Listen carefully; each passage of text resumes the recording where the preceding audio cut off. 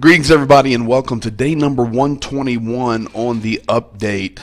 As we are over the last week or so, we're out west, and I am still in Yerington, Nevada, the capital of the middle of nowhere, but beautiful, beautiful town. And once again, thank you to iServe Residential Lending for providing me with all this powerful internet. It is 6 o'clock here in the west. It is 9 p.m. in the east and 4 a.m. in Ukraine. I can tell you guys tonight that my partner in crime, Zhenya, is still under the weather. He's actually traveling and working on some working with refugees. He's working with humanitarian aid and transport, and he's actually sick in Poland, but trying to get some stuff and people transported back and forth between Ukraine and Poland. So working on that. I did speak to him just a few minutes ago, and he is still under the weather. So the plan is for him to hopefully be feeling better by tomorrow, and we'll get him in here tomorrow night. Now, if you saw the title, this is day 121, and I've got quite a few things that I want to share with you guys tonight.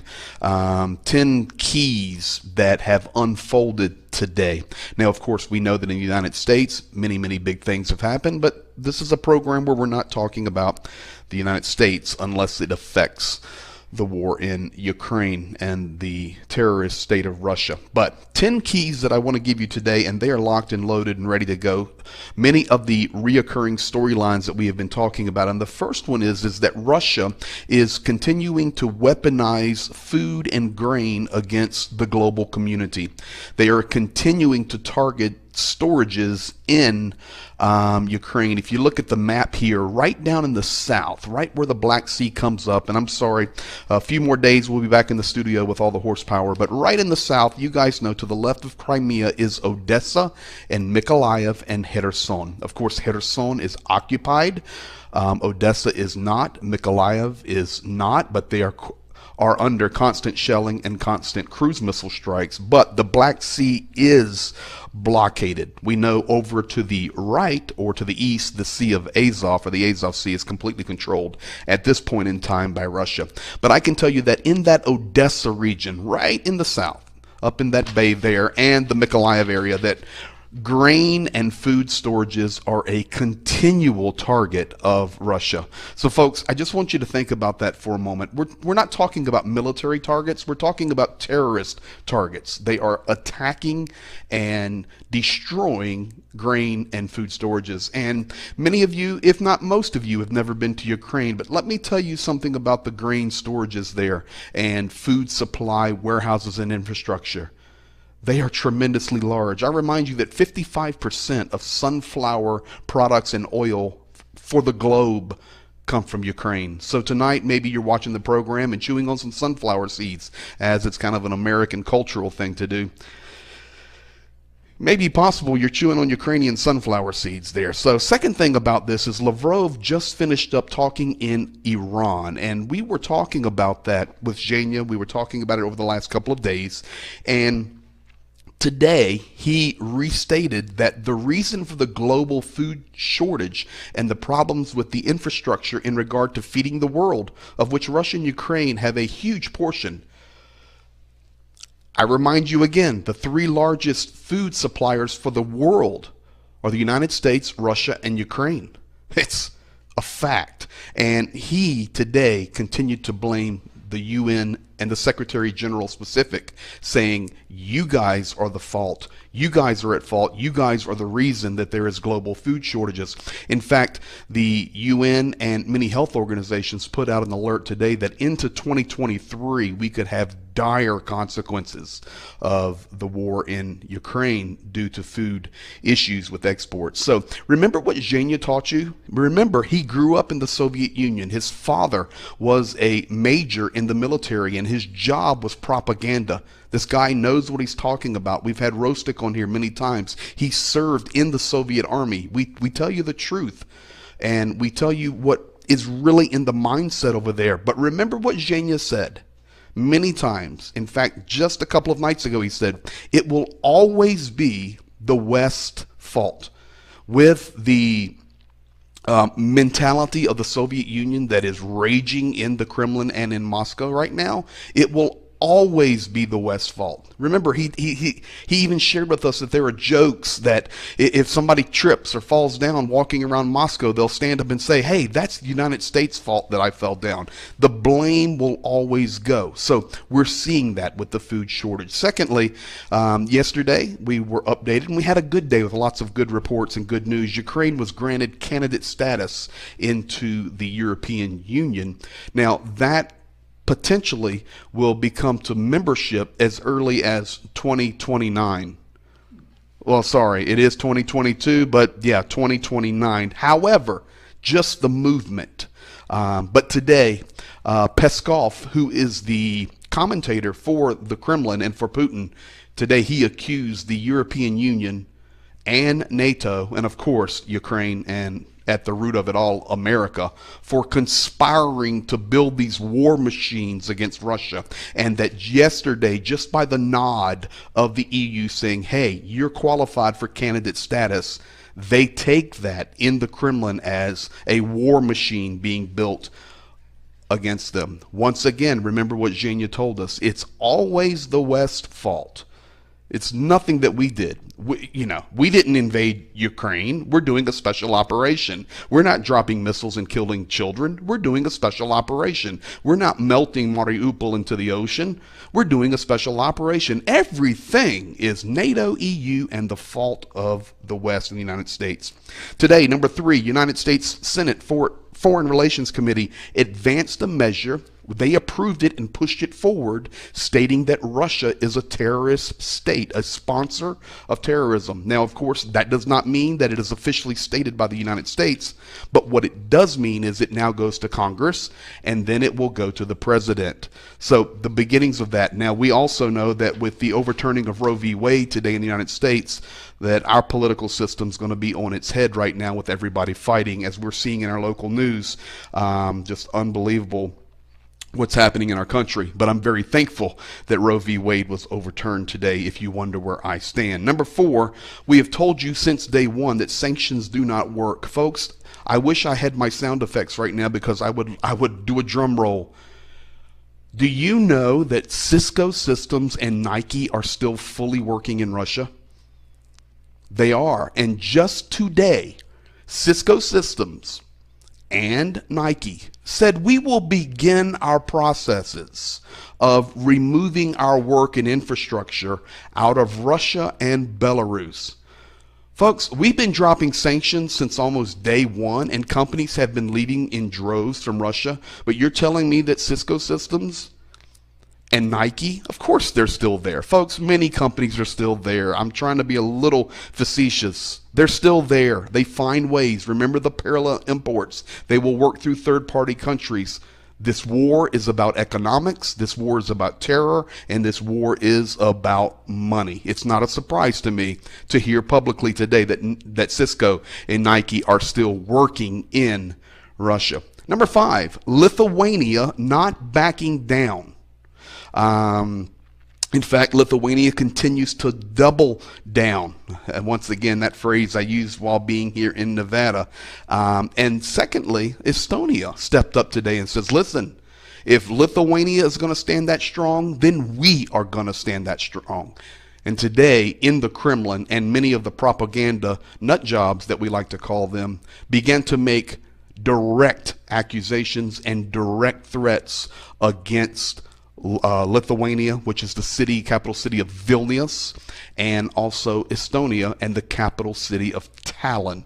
Now, interesting for me and some of my friends, I'm supposed to be in Finland, in Estonia, push down to Poland, and be in Ukraine here coming up pretty soon. But we see some rumblings going on, but direct threats today. And I know people say, well, they're always direct threatening. Yeah, but that was prior to this war. That was prior to this phase of the war where many times they may threaten and try to be a bully. But remember, folks, they're loading up the borders and they are sending in artillery and missiles into Ukraine. And there's no reason to think and to say that, oh, this is just a joke, this is just a chess move, this is just a bluff. We can't take it that way, even if it is a bluff. Speaking of Belarus, and I'll switch over here to the map for you, Belarus, just there north of Ukraine, today reactivated its military reserve and supplies. What I mean by that is, I'm in Nevada right now, and in Nevada, it's just public knowledge, so it's no big deal. But in Nevada, there are tremendously large munition dumps and storages for the American military. You can drive, for example, from Reno down to Vegas. I can't remember what road that is, but 95 or 395, one of those. You can drive straight down to Reno, and you go through the desert, and you go through these little towns, but you look out to your left, and you will just see miles and miles of munition dumps, and where they've got them hidden in camouflage, but it's public information. Belarus and of course other nations have the same. Belarus reactivated their military supplies today, and they have already begun two things: pushing supplies to the borders of Lithuania, Poland, and of course Ukraine. Secondly, they have pushed some of that reserve munition, and I'm not talking about troops, we're talking about munitions, reactivated some of those things that were in deep storage. They are pushing them around through Russia to come in on the east to support the pushes in Lugansk and Donetsk. I remind you also that coming up in a few days, we're going to have a meeting between Vladimir Putin and also President Lukashenko, where he will continue to try to think that he is important. And remember, his nickname over there is Grandpa. In Russian, that would be Dedushka. So he is Grandpa Lukashenko, and that is not an endearing term. That is a joking term. Now, a couple of other things that I want to close out with tonight. Number 7 tonight. We're already up to number 7. Folks, the city of Mariupol, looking on the map there, everyone in here, you know where it's at. Bottom right of Ukraine, completely occupied, completely destroyed, but Mariupol is becoming an epidemic disaster. Disease is running rampant. There are no supplies. In fact, I was watching some video today where thousands of citizens of Mariupol under occupation were lining up in the street just to receive a little water and a bag of food. And here is the funny thing about it. They were standing in front of the tremendously large grocery store chain. For you here in America, it'd be like a Winn-Dixie or a Safeway. But they were standing in front of the Silpo. And in Ukraine, Silpo is a massive grocery chain, and of course no food there, but the people were standing in the streets baking in the heat, trying to get a little jug of water and a little bag of food by the thousands, standing in front of the grocery store. Mariupol is an absolute tragedy. Secondly, there is no clean water, there is no infrastructure. Right now 2 landfills are on fire in Mariupol, of course lit, and there is no push from the Russian authorities to put the fires out. So now you have the nastiness of multiple landfills burning and on fire, and folks, trash just littering the street. We already know that cholera, we know that dead bodies are being just picked up in the trash and thrown into trucks and transported off with dozers and excavators. It is a terrible tragedy, and we have followed Mariupol since day 1, really day 14 of the war, and we're now in 121, was the first day that we brought attention to Mariupol in very good depth, and we will not forget, and we will continue to fight for Mariupol. And I remind you, probably halfway through the war, I was talking to the lady from Mariupol, and I promised her that I would come to Mariupol, and she and I would have dinner in the Ukrainian city in the future. Number 8, Russian Navy increases their blockade and around Odessa, once again in that south, looking at that map there, and they remined the Black Sea. Not only that, in parts of the river where they control, which comes down from Kyiv all the way through the center. In fact, if you look at the map of Ukraine right there, you see this river system coming down from Chernobyl all the way down through the center of Ukraine, wraps over to the east, and then back down to the Black Sea.